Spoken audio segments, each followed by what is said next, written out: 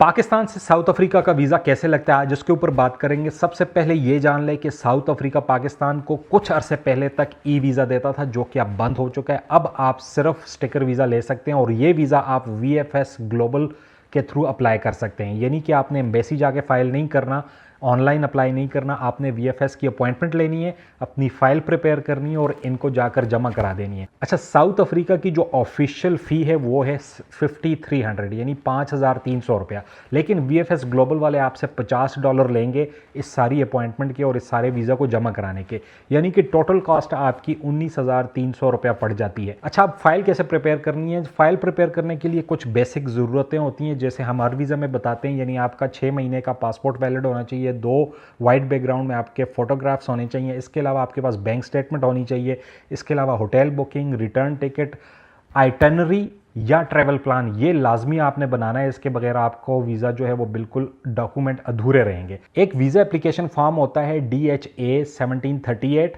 और जिसको फॉर्म 11 भी कहा जाता है मेरे ख्याल से। वो फॉर्म आपने डाउनलोड कर देना है और उसको फिल कर देना है। ये फॉर्म आप वीएफएस ग्लोबल की वेबसाइट से डाउनलोड कर सकते हैं। इसके अलावा एक चेकलिस्ट भी दी हुई है, वो चेकलिस्ट भी आपने डाउनलोड करनी है और अपनी सारी फाइल उसके मुताबिक तैयार करनी है। अच्छा, होटल बुकिंग, रिटर्न टिकट ये बात हमने कर ली। इसके अलावा आपको चाहिए कि अगर आप जॉब करते हो तो आपके पास एम्प्लॉयमेंट लेटर होना चाहिए और पिछले 3 महीने की सैलरी स्लिप्स होनी चाहिए। और अगर आप बिज़नेस करते हो तो आपके पास बिज़नेस के डॉक्यूमेंट्स होने चाहिए, जैसे कि टैक्स रिटर्न होनी चाहिए।